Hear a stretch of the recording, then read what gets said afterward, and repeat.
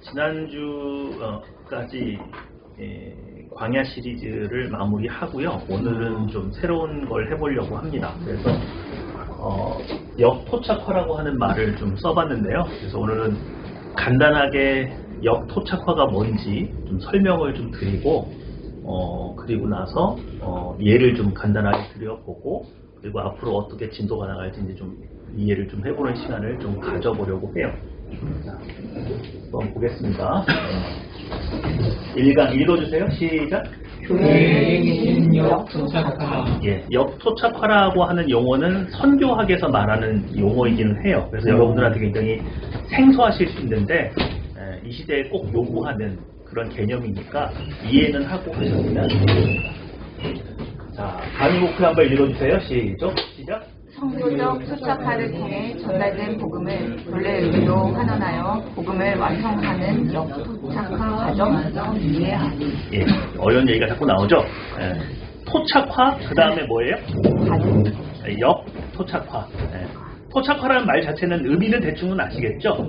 그래서 한번 보겠습니다. 읽어주세요. 시작. 복음을 전달하는 과정에서 복음이 거부당하지 않고 효과적으로 수용되기 위해 그 문화와의 동일화를 모색하는 과정. 네. 그러니까 복음이 어느 문화권이나 어느 나라나 어느 민족에게 들어갈 때 토착화는 꼭 필요한 거예요? 안 필요한 거예요? 네, 필요할 수밖에 없어요. 어떻게 보면 현지화라고도 생각하면 맞을 수 있죠. 그러나 토착화 과정에서 변하지 말아야 되는 건 뭐예요? 복음의 본질은 바뀌지 말아야 되는데 어쩔 수 없이 손실이 좀 생길 수밖에 없다는 취약점을 가져요. 그러니까 좀 제가 예를 좀 계속 들어볼게요. 자, 토착화의 예를 한번 들어보겠습니다. 1번 한번 읽어주세요. 시작. 예, 마테오 리치가 중국에 갔더니 중국 사람들이 하늘신을 섬겨요. 우리나라도 뭐 섬겼어요? 하늘신 섬겼죠? 왜? 같은 동양 한자 문화이고 유교 문화죠. 그래서 하늘신을 섬겼기 때문에 제천의식을 했단 말이죠. 그래서 하나님을 소개하는데 온 우주를 창조하신 하나님이지만 중국 사람들에게는 뭐라고 전달하면 좀 효과적이겠다? 하늘의 주인. 그죠? 그래서 캐톨릭이라고 전하기보다 천주교. 그러니까 갑자기 얘네들이 외래 종교가 아니라 우리가 믿는 하늘님과 같은 건가? 친근하게 받아들이게 됐죠. 그래서 유럽에는 전부 다 뭐라고 하는데 종교를? 캐톨릭이라고 하는데 중국에 오면 한국에 오면 뭐가 됐어요? 천주교. 생뚱맞죠. 아마 유럽 사람들이 이런 의미를 가졌다고 생각하면 굉장히 놀랄 거예요. 그래서 이렇게 선교적인 전략, 토착화에 의해서 기독교를 천주교로 전하게 돼요. 캐톨릭을 천주교로 전하게 되는 거죠. 우리 예를 보면 2번이죠. 읽어주세요. 시작. 기독교 새벽 기도회를 시작함. 예, 원래 개신교 문화 또 캐톨릭 역사 속에서도 새벽 기도는 있는 거예요, 없는 거예요? 없죠. 근데 우리나라의 선교사들이 딱 오니까 우리나라 사람들이 주로 언제 기도를 많이 해요? 왜요? 그렇죠. 정화수 떠놓고 비나이다. 정화수 떠놓고 하는 거는 종교가 무슨 종교예요? 샤머니즘이죠. 그리고 또 불교에서는 아침에 예불 드리죠. 그러니까 그 오전에 새벽에 해 뜨기 전에 기도하던 습성이 있다 보니까 교회도 토착화되면서 자연스럽게 새벽 기도라고 하는 문화가 생겨나게 되는 거예요. 원래 있었는데 없었는데 그러니까 서양 목사님들은 새벽 기도 하는 거예요, 안 하는 거예요? 안 한다고요. 그죠? 또 한번 3번 한번 읽어주세요. 시작. 초대교회 성경을 이방 언어인 헬라어로 번역함. 예, 히브리어로 된 성경을 뭘로? 헬라어로 번역을 하게 되죠. 근데 이렇게 번역하는 과정에서 의미가 100% 전달이 됐을까요? 좀 다르게 전달됐을까요? 예, 손실이 생겨요. 이따 좀 후대에 좀 살펴볼 거예요. 자, 오늘 한번 예를 잠깐 들어볼까요? 그러면 여러분 사람은 하나님이 만드실 때 영혼과 육으로 만들었어요? 영혼 육으로 만들었어요? 영혼. 네? 분분하신데 의견이. 자, 영혼과 육으로 만들었다는 이분설이죠. 그리고 영, 혼, 육이 따로따로 존재한다 그러면 몇 분설이 되는 거예요? 3분설이 되는 거예요. 자, 한번 손 들어볼게요. 난 2분설이다. 난 2분설이 맞는 것 같아. 응? 없어요? 난 영혼과 육. 나는 3분설이 맞는 것 같아. 대다수가 그러시군요. 근데 제가 또 한 가지 여쭤볼게요. 나 장로교다. 나 장로교다. 손 들어보세요. 장로교가 대다수인데 어떻게 영혼육이지? 자, 히브리어로 로하흐는 영이거든요. 근데 네페시라는 단어는 혼이라는 개념이 되는 거예요. 그러면 분명히 성경의 용어는 영과 혼이 있어요, 없어요? 있죠. 그럼 어떻게 이분설이 나오죠? 이게 왜 그러냐면 로하흐나 네페시나 바람, 공기의 흐름 같아요, 뜻은. 근데 말이 두 개로 나눠져 있어요. 그럼 왜 두 개로 나눠져 있느냐? 그러니까 지금 이 얘기는 성경 언어학자들이 주장하는 얘기예요. 뭐냐면 하나님에 대해서 쓸 때는 루하흐. 근데 사람에게 관계될 때는 뭐예요? 네페시라고 쓴다 이거예요. 그러니까 뭐냐면 사람을 물질적인 요소와 비물질적인 요소로 나누면, 그죠? 정신적인 요소가 있다 이거예요. 두 개로 나누는데 이 정신적인 요소가 하나님과 관계할 때는 뭐라고 하고?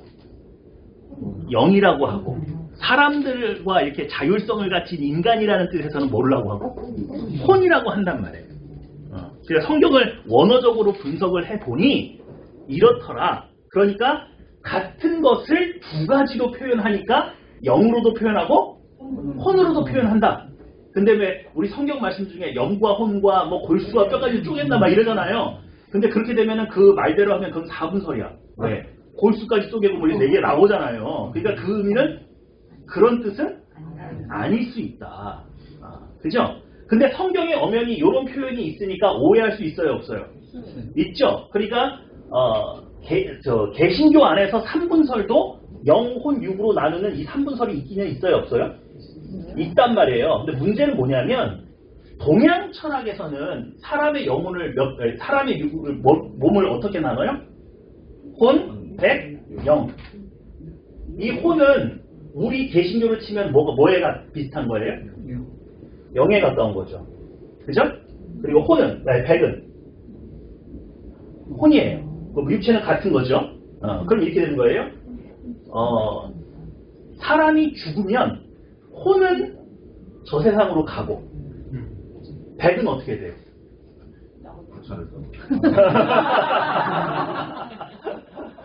사라져요. 흩어져요. 그래서 우리 넋이라도 있고 없고 이런 표현 쓰잖아요. 그죠? 이건 동양의 3분설이에요.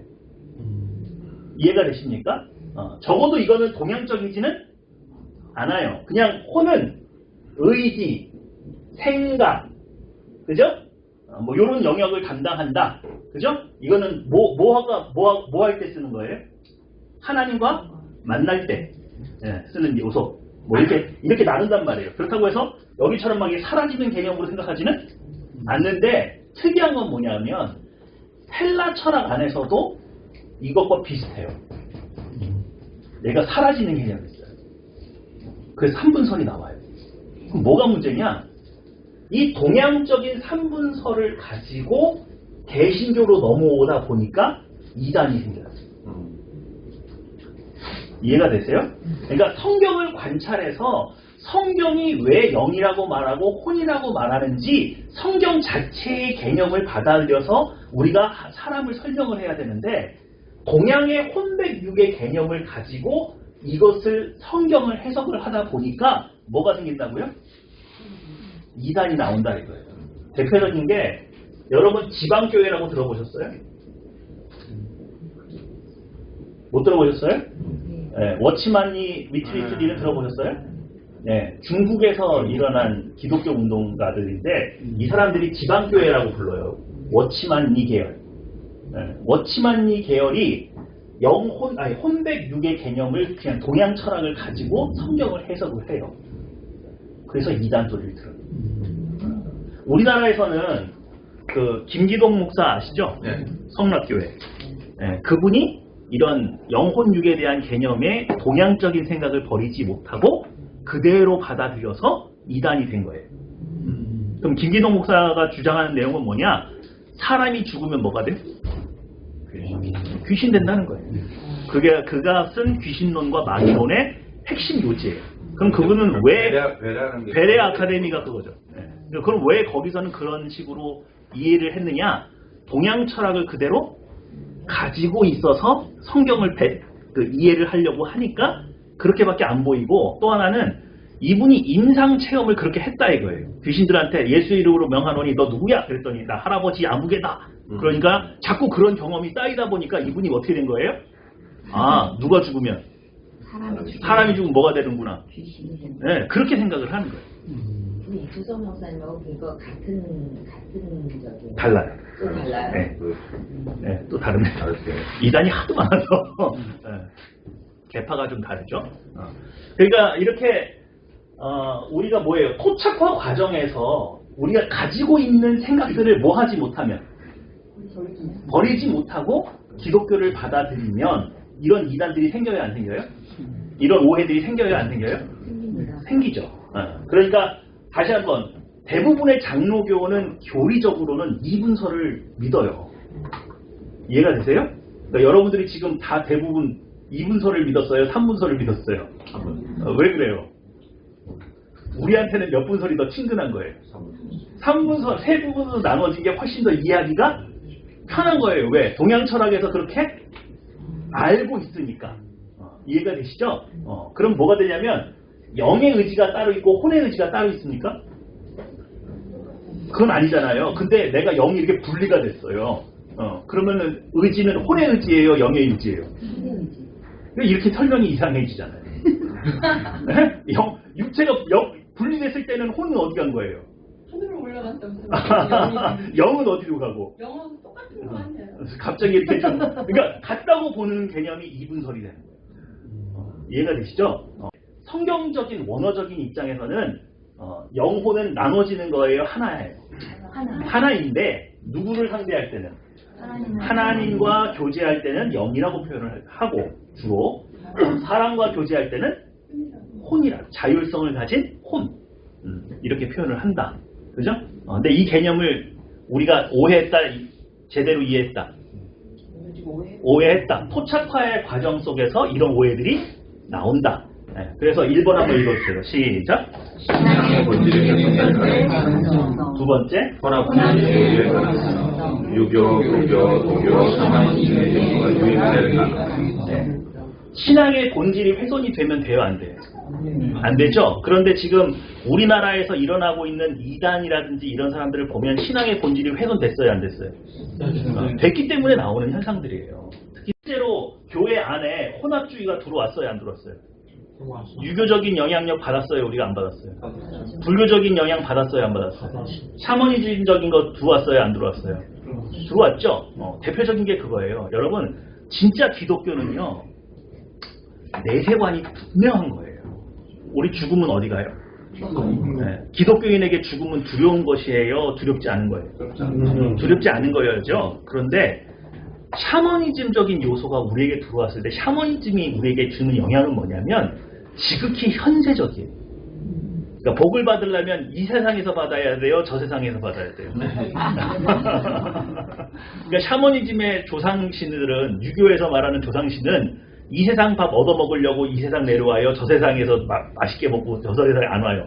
네, 자꾸 이 세상 오려고 그러죠? 네? 그게 왜 그러냐? 내세관이 분명하지가 않아요.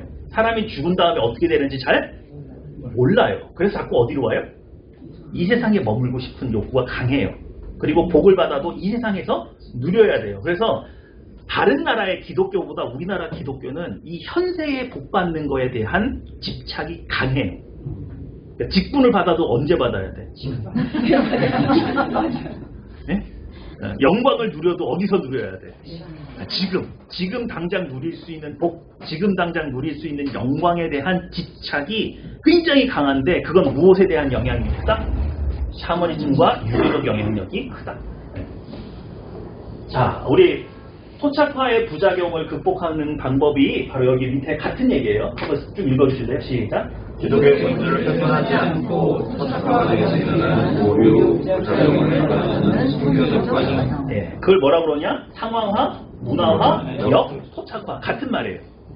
근데 역토착화라는 말이 제가 이 표현을 좀 좋아해서 쓰는데 인터넷을 찾아보다 보니까 어떤 사람이 이 단어를 다른 뜻으로 또 쓰시는 분이 있더라고요. 그래서 좀 구분을 좀 해야 되긴 해요. 그래서 제가 이 말을 하는 거는 성서대학 부총장이셨던 박영지 교수님이 주장했던 역토착화를 이야기하는 겁니다. 이분이 선교학 그리고 비교종교학의 권위자고 획일철학의 권위자신데 이분이 역토착화라는 말을 주장을 하셨어요. 그러니까 비슷한 개념 많이 다른 분들도 하셨는데 자 우리 장로교단의 분열 한번 읽어볼게요. 시작. 교단으로 아니 현재 유교 전쟁 이후 질서 파괴, 전쟁으로 인한 지도자 순교, 유교적 분당 정치. 장로교단을 예를 들어보면 지금 교단이 몇 개나 된다고요? 200여. 왜 200개나 필요할까요? 네? 그 이유가 모르시죠? 궁금하지 않으세요? 그래서 제가 그걸 한번 좀 나름대로 좀 정리를 해봤어요. 첫 번째 뭐냐면 6.25 전쟁 이후에 북한에 있던 교회들이 남한으로 이주했어요. 그럼 무슨 문제가 생겼냐?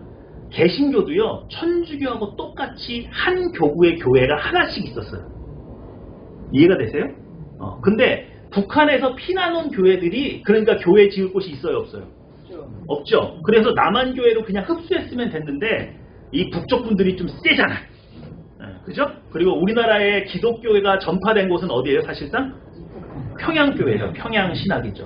그러다 보니까 이분들이 교회 옆에 피난 와서 교회를 세웠어요. 그러면서 구역체계가 다 깨져버렸어요. 그 다음부터 이제 무한경쟁 시대가 들어가서 이제 막 빌딩 하나에 막 교회가 2개, 3개씩 들어가 있는 거 우리 보잖아요. 지금 이렇게 된 이유 중에 하나가 언제 질서가 무너졌어요? 6.25 전쟁 이후에. 우리가 그때 질서를 잡아서 그때도 이렇게 좀 잘 협의해서 했으면 좋았을 텐데 너무 폐허가 된 상황이다 보니까 교회 옆에 교회가 지어도 별 이상하지 않았던 시대인데 그걸 계속 정비하지 못하고 여기까지 오는 바람에 교회끼리 경쟁하는 시대가 와버린 거죠. 자, 두 번째는 뭐냐면 전쟁으로 인한 지도자 순교라고 제가 했는데 우리가 2번의 큰 전쟁을 치렀죠. 일제시대 때 많은 분들이 뭐 했어요? 순교? 당하셨죠. 그때 좋은 지도자들이 순교를 당했어요. 좀 질적으로 떨어지는 분들이 순교 당했어요. 자, 1차 신앙의 양심을 지키고 믿음이 좋은 분들이 1차로 어느 시대에? 일제시대 때 많이 순교당하셨어요. 그리고 6.25 때 어떻게 했어요 또? 그렇죠. 공산당들이 제일 먼저 잡아 죽이기 시작한 게 누구예요? 기독교죠. 그러다 보니까 굉장히 괜찮고 훌륭하고 영적인 명맥을 이을 만한 분들이 많이 순교당하시거나 해외로 도피했다가 나중에 돌아오시거나 변절한 분들이 주도권을 잡거나 이렇게 돼버렸어요. 그러다 보니까 교회가 뭘 못 가르쳤냐? 성화를 못 가르쳤어요. 성화가 뭐예요? 날마다 죄의 종류와 횟수가 줄어드는 삶. 그죠? 그리고 성화는 누구의 책임으로 돼 있어요? 우리의 책임으로 돼 있어요. 우리의 책임. 구원은 전적으로 하나님의 사역이고 하나님께서 감동 주시고 믿음 주셔서 내가 믿게 되는 체험을 하게 되는 거지만 성화는 내가 하나님한테 간구하는 책임으로 돼 있다. 그러니까 그건 누구 책임이에요? 우리 책임이죠. 그런데 내가 신사참배할 거 다 하고 공산당한테 무릎 꿇었던 사역자들이 성화를 얘기할 수가 있어요? 없잖아요. 변절했던 분들이 그럴 수가 없잖아요. 그러다 보니까 교회가 성화를 건너뛰고 뭘 가르쳤냐? 전도를 가르치는 거예요. 그러니까 교회 안에 내용이 어떻게 해요? 빈약해지는 거예요. 나 이제 구원받은 지 얼마 안 됐는데 교회에서 당장 어디로 내몰아요? 전도로 내몰아요. 그러니까 양적인 성장은 가능한데 무슨 성장이 불가능해? 질적인 성장이 불가능하게 된 이유 중에 하나도 바로 여기에 원인이 있어요. 제가 또 안타까운 건 뭐냐면 그 6.25 때나 일제시대 때 이런 한국 교회사를 읽다 보면 어떤 장면이 나오냐면 그 공산당이 이렇게 막 밀고 내려오니까 목사님이 성도들을 다 피난시키고 목사님은 어디서 순교하시는 거예요? 왜? 교회를 지키나 봐요. 그래도 교회가 뭔데? 네, 교회가 뭐예요? 교회가 건물이에요? 네? 성도들의 무리가 교회예요? 건물이에요? 건물이에요. 그러니까 건물 수준의 이해를 하고 있으니까 어디서 돌아가셔? 건물에서. 근데 하나님, 성경은 건물이래요? 성도들의 모임이래요? 성도들의 모임. 그렇죠. 성도들의 모임이었으니까 성도들만 피난시키는 게 아니라 성도들 피난시킬 때 누가 리더를 했었어야 돼요? 살아남으셨어야지. 그죠? 근데 이런 관념들이 다 뭐에서 나와요? 토착화 과정에서 아직 우리가 역토착화를 하지 못해서 일어나는 현상들일 수 있다. 제가 그렇다고 뭐 그분 원망하거나 분명히 순교자의 상급을 받으셨겠죠. 하지만 대한민국 교회는 정말 쓸만한 지도자들이 필요했었고 그분들이 재건을 했었어요. 근데 이제 그런 이해가 좀 짧다 보니까 오히려 순교가 더 큰 사명이라고 감당을 생각했었던 것 같아요. 그런 부분이 좀 안타깝고, 자, 우리가 유교적 붕당 정치라고 했죠? 네, 붕당 정치가 뭐예요? 이 붕이 뭐죠? 붕? 붕이 짓는 거. 예, 한번 여기에 뭐예요? 무슨 붕자예요? 중국말로 하면 펑여우 할 때 친구. 네, 벗 붕자예요. 끼리끼리 모이는 거예요. 짝패 정치. 네, 뜻이 맞는 사람끼리 그냥 모여가지고 이익에 따라서 움직이거나 뭐 이런 걸 의미하는 거죠. 그래서 붕당 정치를 다른 말로는 당쟁이라고 옛날에 말을 했고, 이 당쟁에 반대되는 개념이 뭐예요? 네, 탕평이에요. 역사 시간에 좀 공부하고 기억나시죠? 네, 한번 읽어주세요. 시작. 과거에 알려진 네, 제가 이 얘기를 지금 왜 할까요? 보세요. 시작. 지방별 이해관계, 학문의 계통에 따른 견해차, 연령, 지위, 고하에 따른 견해차이 등에서 서로 입장을 같이 하는 인물들끼리 집단을 형성하여 그에 반대되는 집단과 대립, 반목하는 집단 정치, 비기독교적인 형태. 네. 장로교단이 왜 200개나 나눠졌다고요? 붕당 정치를 한 거예요. 우리는 누군데? 기독교인인데 붕당 정치는 누가 하던 정치 행태예요? 유교죠. 그러니까 기독교적인 정치를 할 줄 모르고 우리에게 익숙한 방법으로 한 거예요. 그러니까 겉모습은 뭔데? 기독교인데 알맹이를 뽑아놓으면 뭐가 나와요? 유교가 나와요. 그래서 우리 이런 말 많이 하잖아요. 공자가 죽어야 나라가 산다고 이런 말 책도 있고 막 그러잖아요. 그게 뭐냐면 아직도 유교의 틀에서 벗어나지 못했다? 벗어나지 못했다. 기독교가 우리 안에 녹익어서 이 정치하는 수단 자체도 기독교식으로 정치를 해야 되는데 장로들과 이렇게 당회가 교단이 서로 사랑하면서 화목을 이루어야 되는데 그게 아니라 평소에 우리가 해왔던 너무도 익숙한 무슨 정치? 붕당 정치를 어디서도 한다? 교회에서도 하는 거예요. 목사님 질문을 해도 되나요? 네. 근데 사실 기독교회는 어떻게 보면 그 민주주의는 사실 기독교를 기반으로 해서 나오긴 했죠. 있게 되는데 네. 유교는 사실 수직 사회잖아요. 그렇죠. 근데 지금 저희 나라가 네. 저러한 그러니까 구 한 말이 끝나고 일제 시대가 되고 6.25 전쟁이 터지는 그 과정 중에 어떻게 그런 기독교적인 그런 틀을 다질 수가 있을까라는 왜냐면 전 저런 생각이 좀 있어서 그게 굉장히 그 중요한. 시점에는 좀 못했는데 이제는 해야 되지 않을까? 뭐 이런 그렇죠. 생각이 있어요. 바로 그게 역토착화를 시작해야 되는 이유인 거예요. 그러니까 우리가 전란을 많이 겪었기 때문에 기독교가 더 앞으로 나가기가 어려웠죠. 그래서 한국 기독교를 이렇게 짓밟고 지나간 상흔들이 너무 많아서 우리가 기독교의 문화를 창출해내고 기독교의 정치를 만들어내고 기독교식의 어떤 뭔가 삶의 양식으로 뿜어져 나오기 이전에 너무 많은 어려움을 겪다 보니까 이런 것들이 우리 안에서 자생되지를 못했던 어려움이 실제로 존재했다 안 했다? 존재했다. 그래서 그걸 제가 이해시키려고 이 얘기를 하는 거예요. 하지만 역토착화는 필연적으로 하게 돼 있다, 안 하게 돼 있다? 하게 돼요. 할 수밖에 없어요. 할 수밖에 없어요. 자, 교회의 타락, 질적 성장을 이루지 못하고 지금은 무슨 성장만 이룬 상태가 됐어요? 양적인 성장만을 이루게 됐죠. 자, 한번 읽어주세요. 시작. 기독교적 신앙, 성공주의와 법주의, 이기적인 신앙과 이단 문제. 네. 이렇게 놓고 보니까 기독교가 우리 선교사들이 목숨 걸고 우리나라에 전했을 때 그 시대에 비해서 기독교가 많이 변질됐어요, 안 됐어요? 변질됐죠. 무슨 과정에서? 토착화 과정에서. 근데 이 토착화는 어쩔 수 없다. 처음부터 완벽하게 복음의 진수를 전하고 문화를 만들 수는 없다. 이 과정을 반드시 겪어야 된다 이거죠. 그래서 이 과정에서 다시 본질로 돌아가는 과정을 뭐라고요? 역토착화. 네. 바로 그겁니다. 그러면 역토착화의 우선순위는 뭐부터 해야 될까요?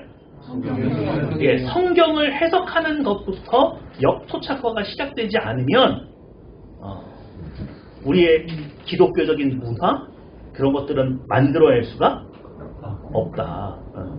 제가 여러분 지금 이렇게 동영상을 제가 만들잖아요. 유튜브에 올리잖아요. 근데 제가 이거를 마음 먹은 이유가 있어요. 제가 유튜브에서 저도 이제 그 기독교 컨텐츠들을 본단 말이에요. 저도 목사니까 관심이 있잖아요. 보단 말이에요.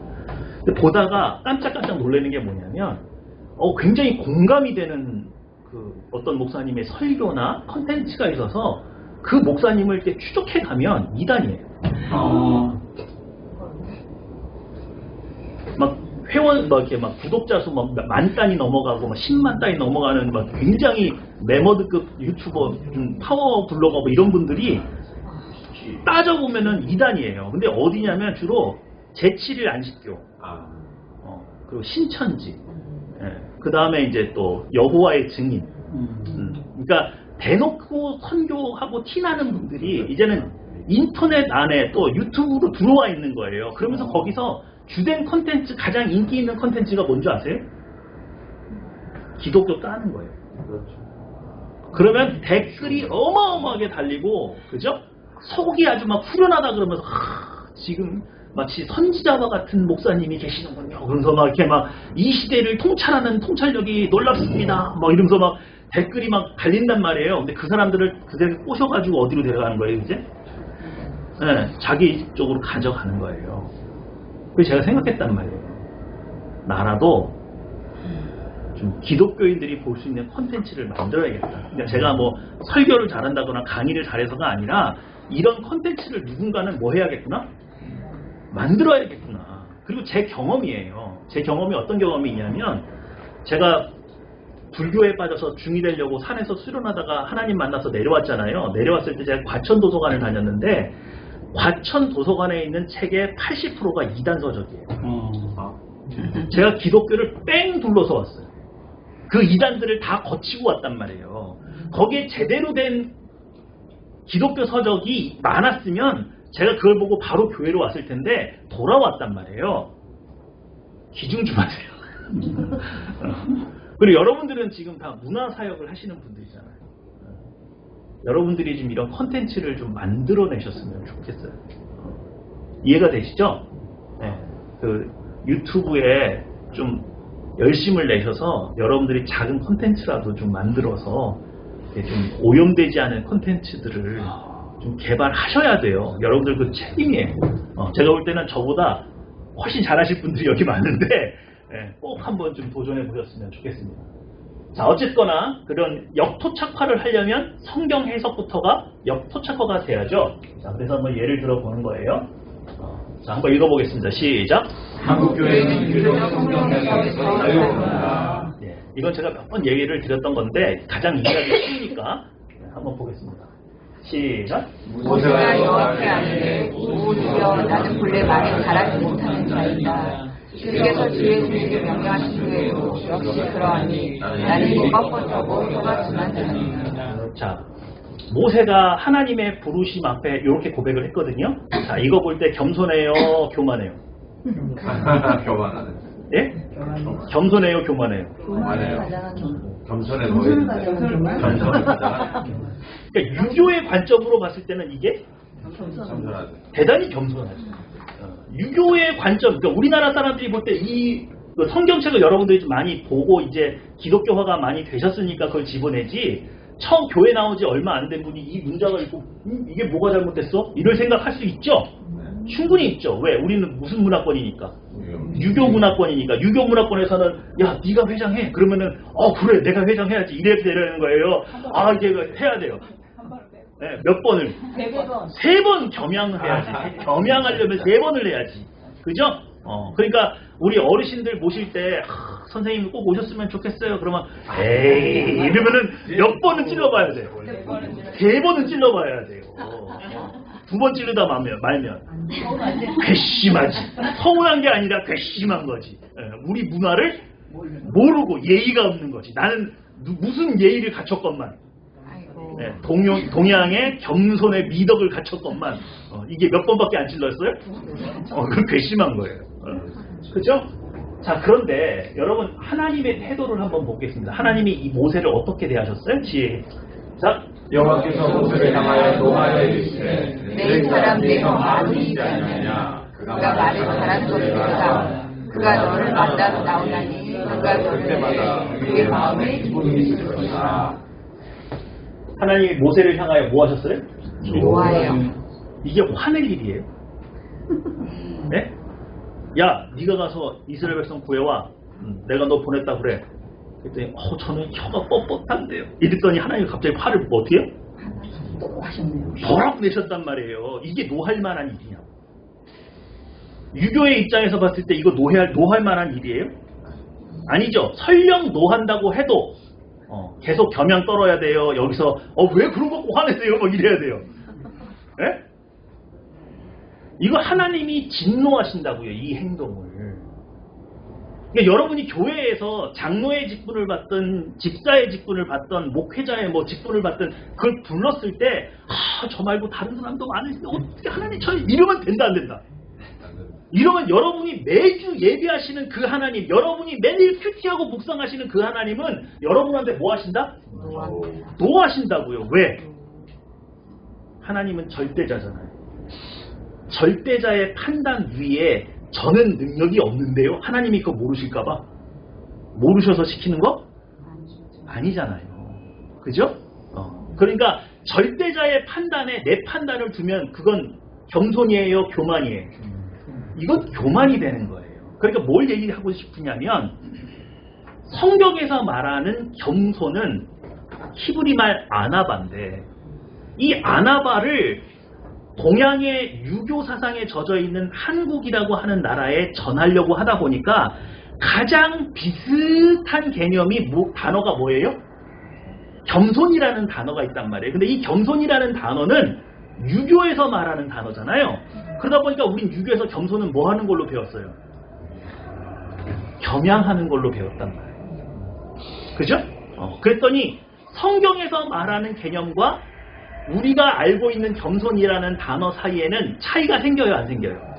오차가 생겨요, 안 생겨요? 오차가 생겼다 이거예요. 근데 복음을 처음 전하는 입장에서 일일이 이걸 다 바로잡을 수가 없으니까 이건 나중으로 미뤘어요. 그죠? 근데 지금은 교회가 어떻게 했어요? 보편화됐죠? 그러니까 이제 다시 어디로 환원해야 돼요? 그렇죠. 본래 성경에서 쓰인 아나바의 의미로 돌아가야 된다 이거예요. 그죠? 근데 교회에서 어떤 직분이나 이런 걸 받았을 때 우리가 사람들 앞에서 만일 이것이 정말 하나님의 뜻이라면 제가 정말 열심히 한번 해보겠습니다. 이러면 우리 성도님들도 저 사람 참 겸손하구만 이렇게 얘기해야 돼요. 쟤는 자신감이 저렇게 많어 뭐 이렇게 돼야 돼요. 우리가 우리 정서를 못 만들어놨단 말이에요. 왜? 교인들도 다 그렇게 이해를 못하고 있으니까 그런 행동들이 눈에 거슬려요, 안 거슬려요? 같이 거슬리는 거예요. 이해가 되세요? 네. 근데요, 그게 여기서 이제 하나님께서 모세에게 직접 말씀하셨잖아요. 네. 근데 성도들이 가장 어렵고 곤란한 거는요, 이 하나님의 음성인지, 네. 나의 의지. 아니, 저의 의지도 아니고, 그분들의, 생각이 다른 그분들이 하시는 건지가 너무 생각이. 그러니까- 근데 그분들의 생각인 것 같은 게 너무나도 느껴지는 게 그렇게 되는 거예요. 성도 입장을 봐서. 그러니까 이제 그 옛날에는 그런 어디 제비 뽑기를 했잖아요. 네, 그거 하면 좋겠어요. 아, 그 제비 뽑기도 제가 교회 담임으로 있으면서 이렇게도 해보고 저렇게도 해봤는데 비슷해요. 비슷하고 몰라요. 인간적인 입장에서 다들 하기 싫어서 그 직분이 나한테 온 걸 수도 있죠. 그러나 그것을 내가 믿음으로 고백하고 받으면 거기에도 누구의 뜻이 있을 가능성이 높아요. 그렇게 이해하시면 좋을 것 같아요. 하나님은 선인만 사용하지 않아요. 악인들도 들어 쓰세요. 다윗을 왕으로 세우기 위해서 누굴 쓰세요? 사울. 그래서 사울이 빨리 죽어요? 더럽게 안 죽어요? 누구 연단 끝날 때까지. 그런 거예요. 하나님은 두루두루 쓰신다. 여러분이 알고 있는 하나님을 이렇게 작게 생각하지 마시고 크게 생각하세요. 이해가 되시죠? 자, 그러면 성경적인 겸손의 표본을 한번 읽어볼게요. 시작. 마리아에게 내 여종이오니 말씀대로 내게 이루어지리라 하매 천사가 이거 떠나가니라. 무슨 장면이죠? 그렇죠. 네가 처년대 임신해서 아들을 낳아서 그가 메시아가 될 거다. 예언을 받았을 때, 자, 마리아는 지금 혼란스러운 거예요. 그럼 뭐가 혼란스러우냐? 인간적인 이성으로 이게 이해가 되는 사건이에요? 이해가 안 되는 사건이에요? 이해가 안 되죠? 근데 뭐라고 그랬어요? 주의 여종이오니 말씀대로 내게 이루어 그거예요. 그러니까 여러분들 우리가 하나님 앞에 이렇게 기도하면서 항변하는 것 중에 하나가 뭐냐면, 아니 내가 이해가 안 되는데 어떻게 해요? 뭔가요? 그러니까 성경을 읽어보면 그렇지 않다 이거예요. 다시 한번 말씀드릴게요. 여러분이 매주 예배드리고 만나는 그 하나님은 저는 이해가 안 되기 때문에 못하겠어요 라는 말에 동의하지 않으세요.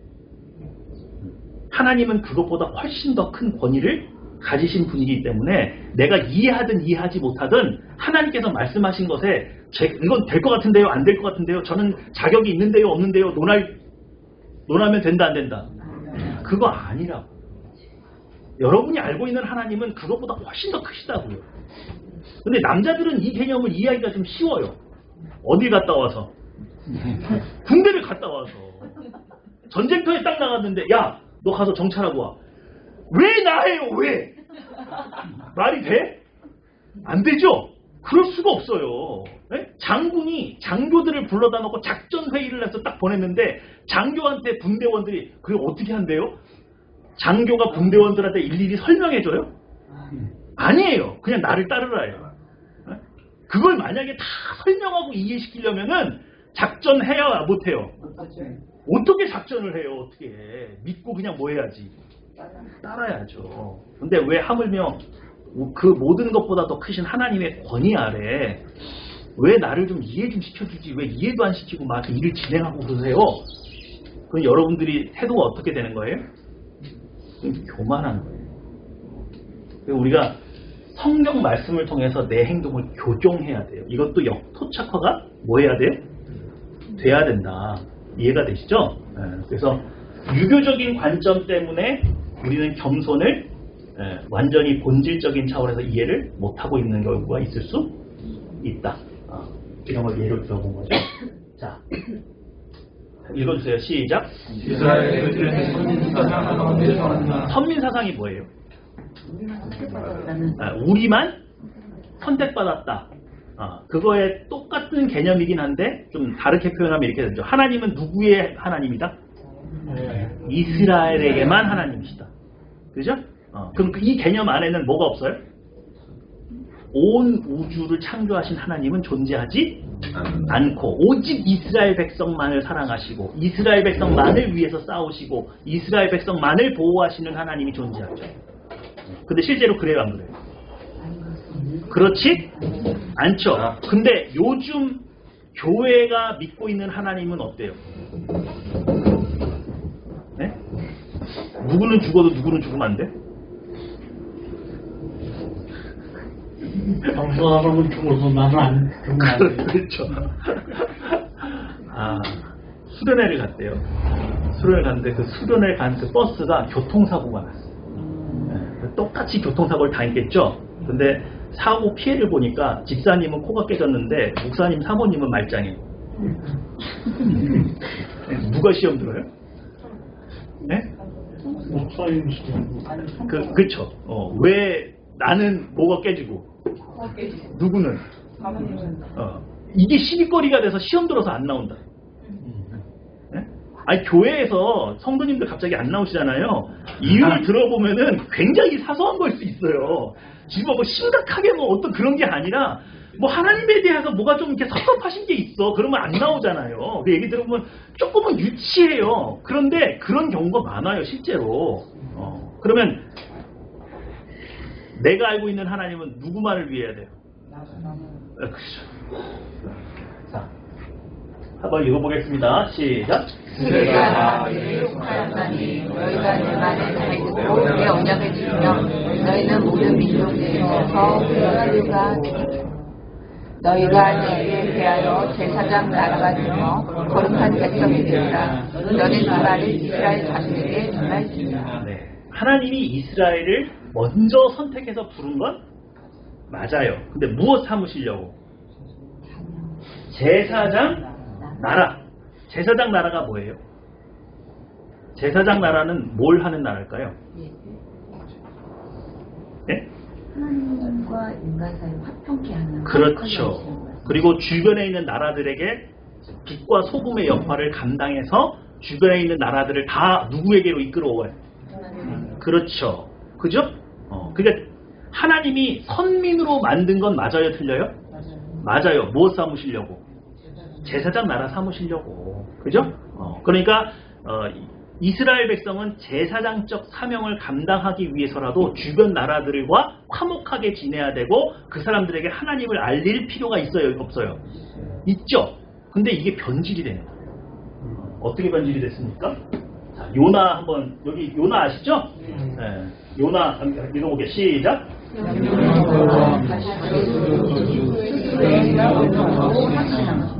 하나님께서 니느웨에 가서 복음을 전하라고 했죠. 그랬더니 갑자기 돌변해서 어디로 가요? 정반대쪽 다시스로 갔죠. 왜 그랬어요? 회개하고 돌아오는 게 싫었어요. 그렇죠. 니느웨 사람들이 평소에 이스라엘 백성을 많이 괴롭혔죠. 그러니까 요나의 입장에서는 누가 이해가 안 돼요? 하나님이 이해가 안 돼요. 왜? 하나님은 우리의 하나님이죠. 근데 왜 쟤네를 살려주려고 그러고 용서해주려고 그러고, 그죠? 우리를 괴롭혔으니까 가서 너버해 주셔야 되는데 혼내주셔야 될 분이 살리라고 하니까 말이 된다 안 된다? 열 받아요 안 받아요? 받죠. 요나가 얼마나 유명한 말을 하신 줄 아세요? 자, 이게 뭐냐면 이렇게 돼요. 토착화된 요나의 신앙. 요나가 이런 생각을 갖게 된 이유가 뭐냐면 다른 나라들 보니까 다른 나라 신들은 누구만 위해? 그 자기 민족만 위해서 싸워요. 근데 우리 하나님은 이해가 안 되는 거지. 이게 왜 그러시냐고. 그래서 토착화된 거예요. 이방처럼 우리들만의 하나님이 좀 되어주세요 라고 하나님 앞에 항변하는 거죠. 이해가 되세요? 그 생각이 어디서 들어왔어요? 가나안에서 다른 민족들과 어울려 살다 보니까 다른 신들이 하는 걸 이렇게 보니까 다른 신들은 누구만을 위해서 싸우는데? 그 민족만을 위해서 싸우는데 우리 하나님은 이상해. 그죠? 그래서 생각이 물이 젖은 거예요. 자, 네, 한번 읽어주세요. 시작. 하나님이 네가 이 광명클로 말미암아 성내는 것이 어찌 옳으냐 하시니 그가 대답하되 내가 성내어 죽기까지 할지라도 모르리이다. 네. 요나가 뭐라고 그랬어요? 내가 성내다가 뭐 할지라도 죽더라도 누가 오라요? 내가 맞다. 내가 맞아요. 내가 맞다는 근거는 뭘 근거로? 다른 신들 못 보셨어요? 다른 민족 못 보셨어요? 다 그 신은 자기 민족 보호해요. 누구만? 하나님만 이렇게 무리한 요구 나한테 하신다고요. 네? 자기 민족 안 돌보고 원수 민족 사랑하라고 하는 신이 어디가 있습니까? 지금 이게 바로 뭐예요? 토착화의 결과죠. 그리고 이것이 누구의 모습이에요? 이스라엘 백성의 모습이에요. 이기적으로 변했죠. 토착화됐죠. 누구밖에 몰라요? 자기밖에 모르는 신앙이 됐어요. 시작. 하물며 이 큰 성은 니느웨는 좌우를 분별하지 못하는 자가 12만 명이며 가축도 많이 있나니 내가 어찌 아끼지 아니하겠느냐. 네. 신기한 건 그거죠. 요나가 다시스로 도망갔다가 풍랑을 만나서 물고기 뱃속에 들어가서 3일 만에 토해져 나와서 전도하기 싫은데 투덜투덜거리면서 전도를 이렇게 저작거리에서 몇 번 외쳤는데 갑자기 그 나라 왕으로부터 동물들까지 배옷을 이렇게 두르고선 소한테 배를 두르고서는 재에 앉아서 회개를 하지를 않나. 그래서 구원 받아요 안 받아요? 그게 너무 근데 감 잡았어 안 잡았어 미리? 그죠? 감 잡은 일이 되고 있죠? 그래서 하나님이 어쩌시나 보려고 성 밖에 앉아가지고 그 떼약볕에 앉아서 저 성이 무너지나 안 무너지나 이렇게 보고 있는데 막 햇빛은 장렬하는데 막 미치겠는데 갑자기 옆에 박넝쿨 하나가 이렇게 오더니 파라솔이 돼가지고 딱 있었단 말이에요. 그래서 아 살만하다 그랬는데 갑자기 벌레가 하나 이렇게 나오더니 걔가 그걸 다 갉아먹었잖아요. 그죠? 그래서 하나님이 항변하는 거죠. 너는 어제 있다가 없어진 그 박넝쿨도 아껴 쓰면서 나는 이 성읍에 수십만이 있고 좌우를 분별하지 못하는 이 수십만 명의 사람이 있는데 내가 그거 아끼는 게 그렇게 곱깝냐? 그죠? 그 여기서 역토착화가 일어나는 거예요. 어떤 역토착화가 일어났어요? 나는 모든 민족의 하나님이에요.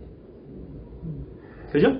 요나가 주장하는 것은 우리만 나의 하나님이 되어주세요. 그죠? 그럼 하나님은 원래부터 모든 민족의 하나님이셨어요? 이스라엘 백성에게만 하나님이셨어요? 바로 이거죠. 역토착화를 통해서 본래 개념으로 돌아가게 설득하고 있죠. 그죠? 그러니까 요나의 잘못된 하나님에 대한 신관을 하나님이 박넝쿨을 통해서 어떻게 바꾸고 계세요? 역토착화. 본래 하나님은 천지를 지으신 하나님이고 모든 민족의 하나님이시다는 것을 천명하시죠. 이 과정. 이게 우리 한국교회에 지금 필요하다 안 필요하다? 필요하다. 그러니까 여러분 가끔 보면 이런 얘기 우리 많이 하잖아요. 아유 국내에도 굶어주는 사람 많고 국내에도 아직 전도할 거 많은데 굳이 해외 나가서 전도해야 돼? 자 들어보니까 전도해야 돼요 안 해야 돼요? 그러니까 밖에 있는 외국인이나 우리나라 안에 있는 사람이나 차별해야 돼요? 차별하지 말아야 돼요? 똑같이 복음이 필요해요? 안 필요해요? 필요해요. 그러니까 그거 갖고 시비 걸지 말자. 그죠? 그래서 한 마음 한 뜻이 돼서 국내에도 더 열심히 돕고 해외에도 더 열심히 돕고 생각을 해야지 해외는 하지 말고 국내만 하자. 아니면 국내는 뭐 하고 해외만 하자. 이렇게 하면 된답니다. 그럼 역토착화가 안 된 거예요. 자, 한번 읽어주세요. 시작. 성경적인 축복의 통로 어떻게 가능할까? 여러분 축복의 통로라는 개념은 있죠. 근데 축복의 통로라는 말이 있어요 없어요? 네? 성경에 축복의 통로라고 딱 이렇게 명시되어 있는 표현이 있어요 없어요? 있지 않나요? 없어요. 개념만 있어요. 네. 그렇죠. 뭐 너는 뭐 담장이에요. 이렇게 뭐 찬양도 있고 뭐 있죠. 축복의 통로, 그죠? 그럼 축복의 통로는 어떻게 생겼어요? 네? 이거 제가 무작위로 만든 게 아니고 네이버에 축복의 통로라고 쳤더니 이런 이미지만 떠요. 그죠? 축복의 통로면 어떻게 되는 거예요? 이렇게 길이죠. 네? 흘러가는 길이죠. 그리고 뭐예요? 손을 맞잡았죠. 그러니까 뭐 하는 거예요 이게? 나를 통해서 전달되는 개념이라는 거예요. 이 이미지들이. 그죠? 그리고 이거는 뭐예요? 파이프죠. 그러니까 어떻게 되는 거예요? 지나가는 거죠. 이 개념이 축복의 통로예요? 그런 줄 알았는데 아닌가요? 뭔가 여러분 만약에 이게 정말로 축복의 통로면 문제가 생겨요. 아니에요. 네, 그거는 잔처럼 이렇게 그렇죠. 하는 거예요. 이게 뭐가 문제가 생기냐면 옛날에. 볼게요. 축복의 통로는 이거예요. 네? 다시 한번 여기 읽어볼게요. 시작. 주께서 원수를 목전에서 상을 찾아주시고 기름을 내 머리에 부으셨으니 내 자신이 넘치시나이다. 기독교는 하나님께서 내게 부어주신 은혜가 나를 채우고 뭐해서 넘치는 것 가지고 하는 게 축복의 통로지. 새 파이프구나 통로면 어떻게 되는 거예요? 은혜가 나를 지나서 어떻게 했어? 없어요. 네? 관통했죠? 네. 지나갔죠? 네. 그럼 나는 어떻게 되는 거야? 여기 없어요. 이제 나는 이제 또 우울하고 가난하고 궁핍하고 힘들고 그죠? 이해가 되세요? 제가 이 얘기를 왜 하냐면 교회에서 사역하고 봉사를 해요. 근데 그 봉사는 뭘로 하는 거예요? 하나님께서 내게 주신 은혜로 은혜와 기쁨이 뭐에서? 넘쳐서 넘치는 걸로 해야 돼요? 젖짜서 해야 돼요? 네?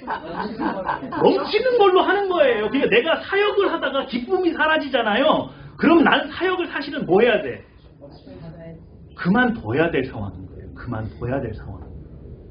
그럼 뭐 하고 하세요? 아까? 이 짓 하고 있는 거예요. 이렇게 되면 나를 뭐 해야 돼? 짜야 돼요. 젖짜야 돼요. 젖짜야 돼. 나는 공허해진다고요. 사역하면 할수록 뭐해진다고요?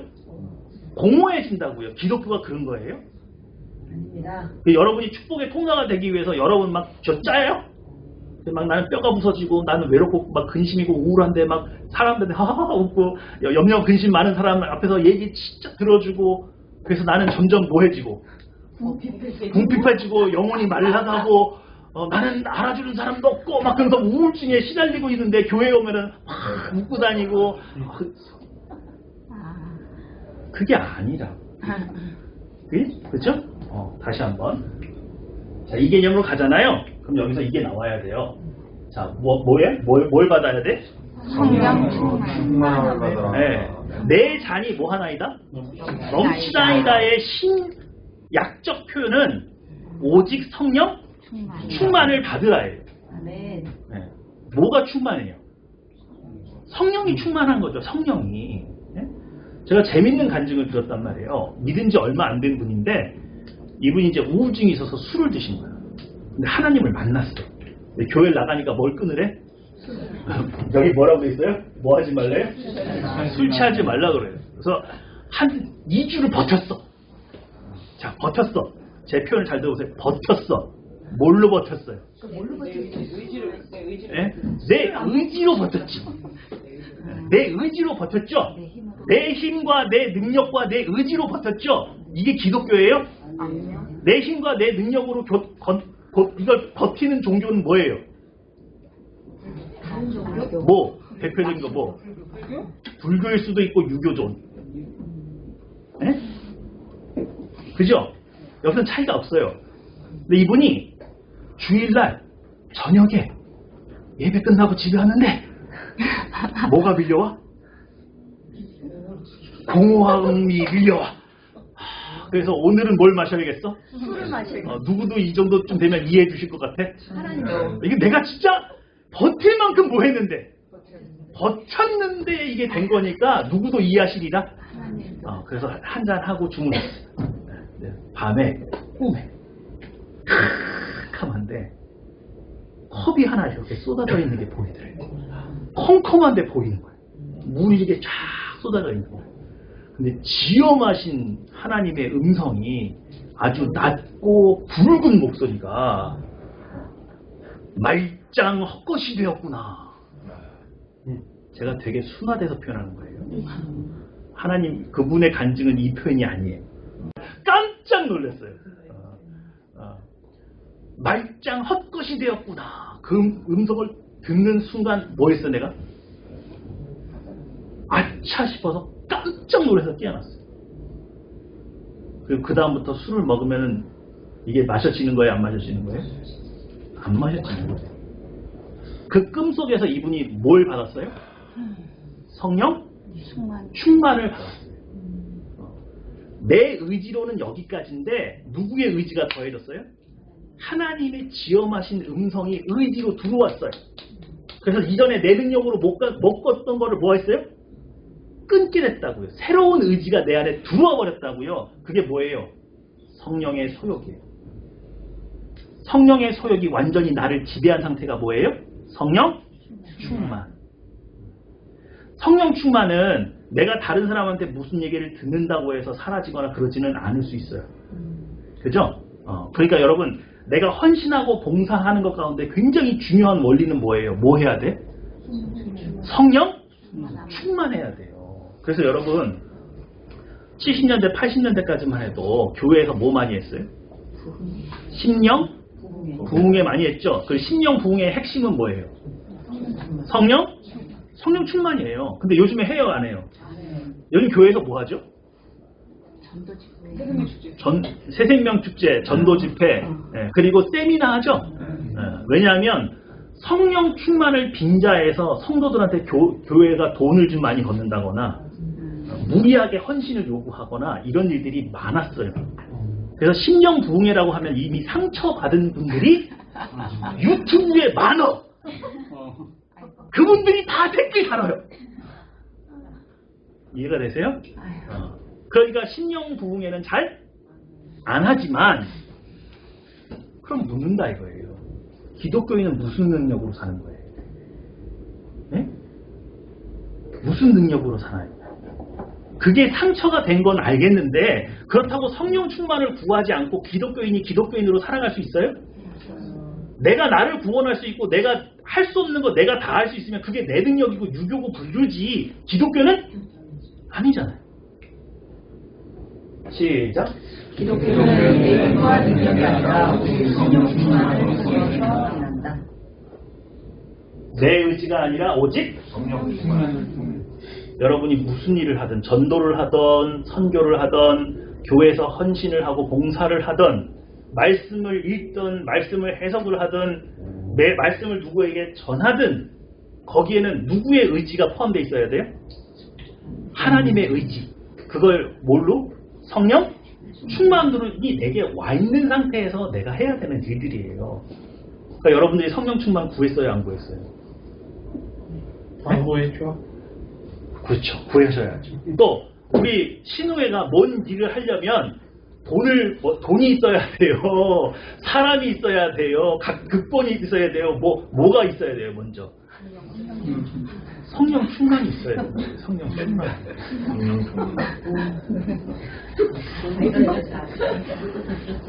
이게 우리에게 기본으로 와 있어야 된다. 머릿속에 가장 기본적인 생각은 성령 충만한 돈이 있어요.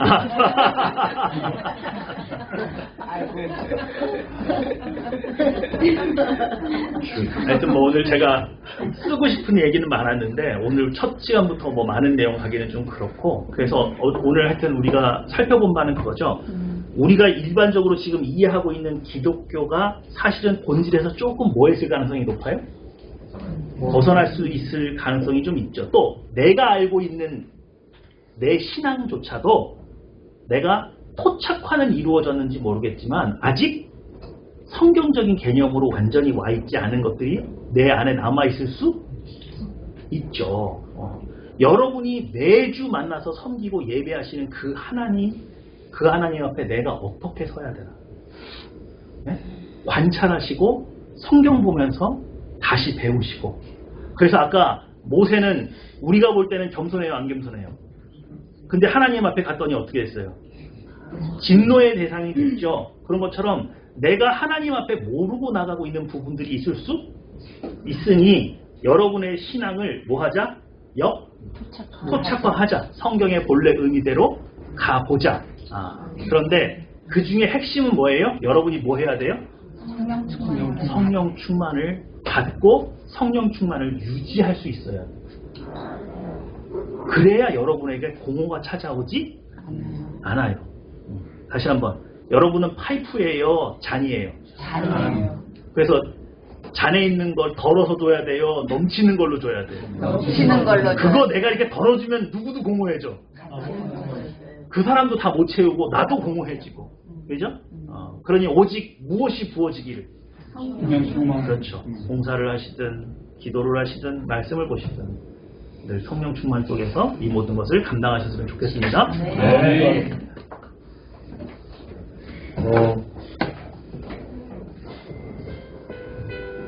오늘 우리의 삶을 좀 돌아보시고 한국 교회가 너무 많이 욕을 먹어요.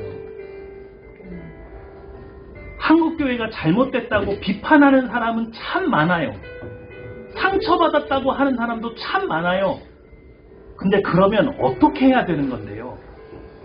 방향을 제시하는 사람이 없어요. 우리도 같이 그 자리에 가면 교회 욕을 하지만 그래서 뭘 어떻게 해야 되느냐고 말을 하면 답을 하지 못해요. 우리의 삶이 성령 충만이 없어요. 오늘 하나님 한국교회를 다시 새롭게 해주십시오. 아니 우리 신우회를 새롭게 해주십시오. 그러기 위해서 꼭 성령 충만이 필요합니다. 우리에게 성령 충만을 주셔서 우리의 능력으로, 우리의 의지로, 우리의 생각으로, 우리의 경험으로 될 수 없는 일들 하나님 성령 충만으로 능히 헤쳐나갈 수 있게 해주십시오. 우리 다 같이 한번 기도했으면 좋겠습니다.